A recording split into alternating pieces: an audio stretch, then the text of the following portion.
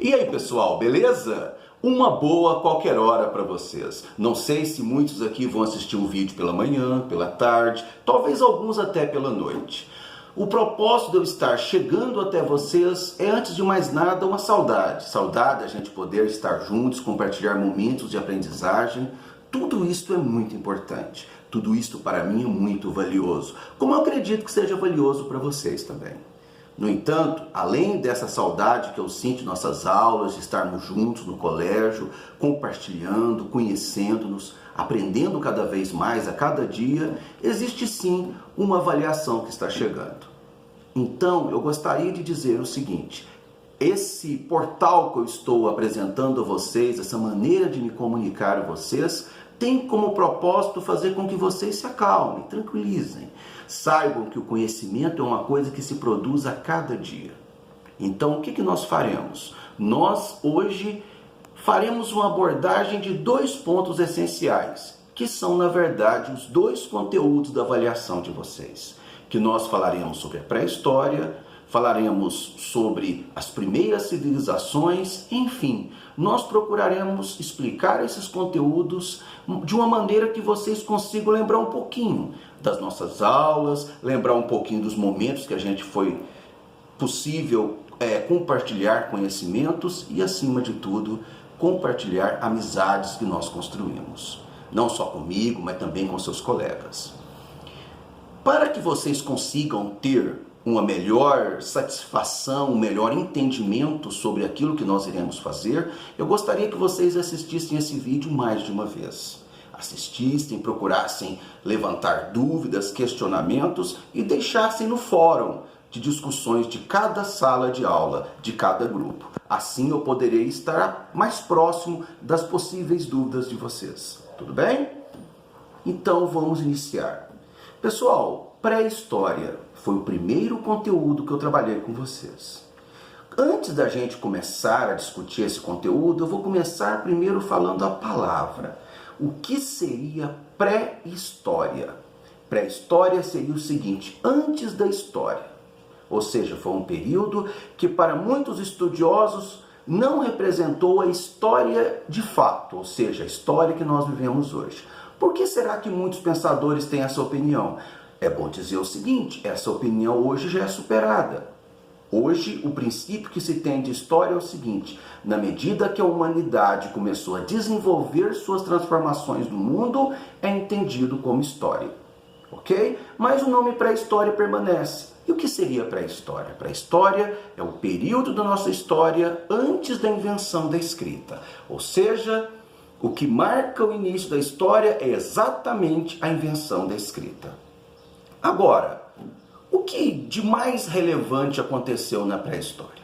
Pessoal, eu vou procurar não ficar preso a datas, eu vou procurar explicar para vocês da forma mais simples possível, para que vocês consigam lembrar um pouco de nossas aulas e para que vocês consigam compreender mais aquilo que nós trabalhamos.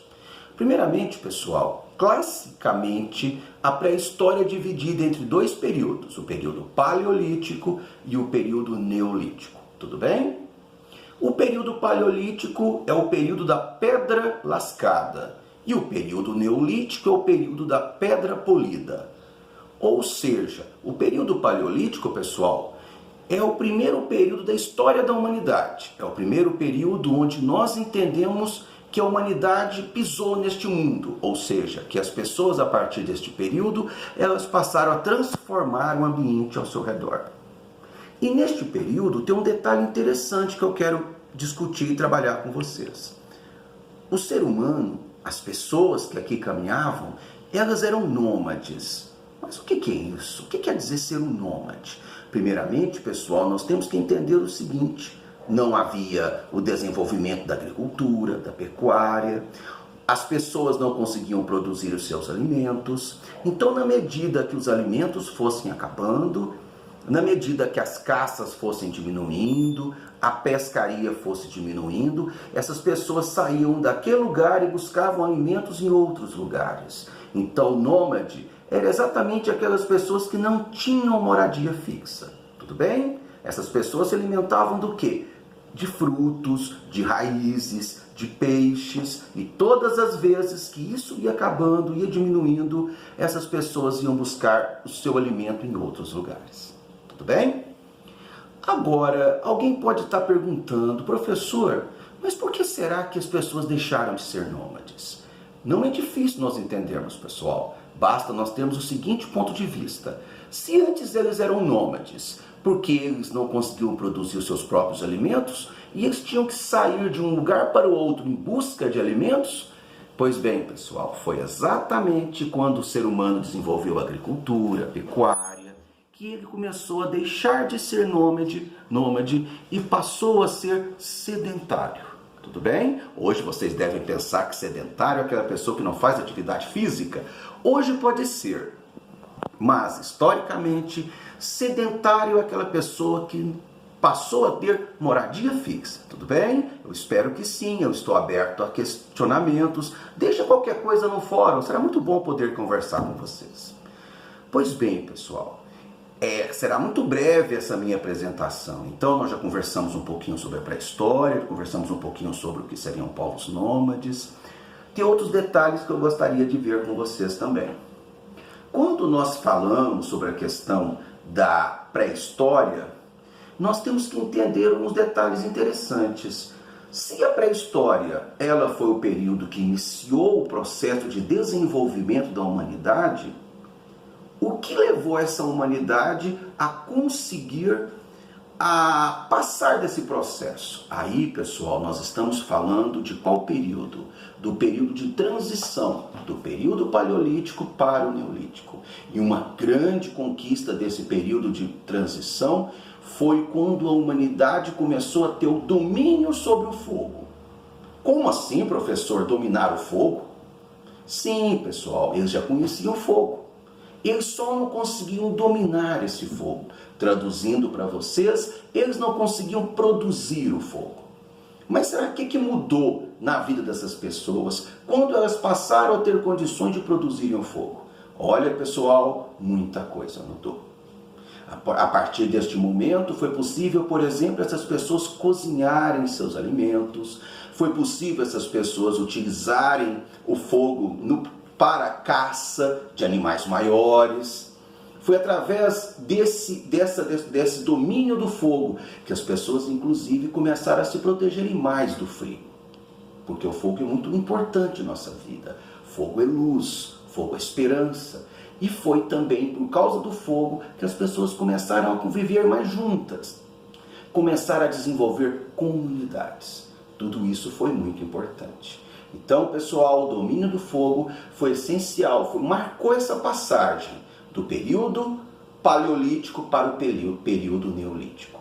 E pronto, pessoal, chegamos até o período neolítico. Falei para vocês que eu não ia colocar nenhuma data em especial, o objetivo aqui é dialogar com vocês, pegar o principal de cada período. O neolítico foi essencial, pessoal, porque foi a partir do neolítico que as pessoas começaram a conviver em comunidade. Foi a partir do neolítico, por exemplo, que eles começaram a domesticar animais. Foi a partir do neolítico, por exemplo, que nós começamos a desenvolver o que hoje é conhecido como pecuária. Ou seja, as pessoas começaram a domesticar animais, começaram a ordenhar animais, conseguiram a partir daí da ordenha de animais, conseguiram leite, passaram a ingerir mais proteína a partir do leite. Então a humanidade começa a passar por uma grande transformação. Pois bem, pessoal, infelizmente a nossa viagem está quase acabando. Agora eu vou comentar com vocês um pouquinho sobre as primeiras civilizações. Gente, vocês já devem ter ouvido falar várias vezes que a humanidade necessita de água, que nós devemos tomar cuidado, que não devemos poluir os nossos rios. Sim, pessoal, os rios são muito importantes. Dos rios nós conseguimos tirar o nosso sustento, dos rios nós conseguimos tirar a água. Essa água dos rios é muito importante para a agricultura, é muito importante para a pecuária, é muito importante para a caça. Afinal de contas, os animais vão até o rio, e nesse momento que eles vão até o rio, facilita a vida dos caçadores, facilita a vida das pessoas continuarem vivendo, continuarem conquistando o mundo que está ao redor deles. E foi exatamente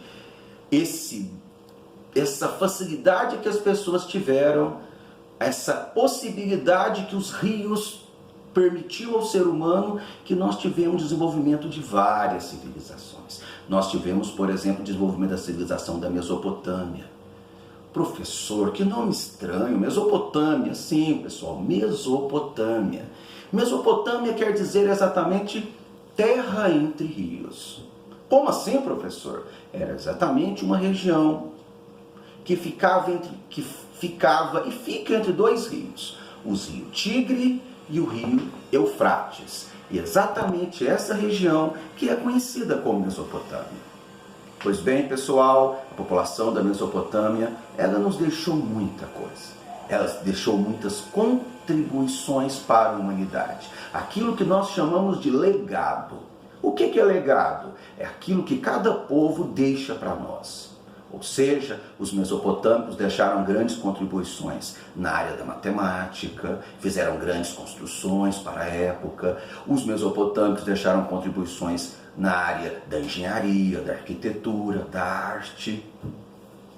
A arte é uma coisa muito importante, pessoal. Eu deixei só o finalzinho para vocês perceberem o seguinte, que esse breve diálogo que eu tive para vocês, que eu espero que não seja o último diálogo, seja apenas o primeiro, onde a gente consiga chegar até vocês e ouvir as dúvidas que vocês podem ter.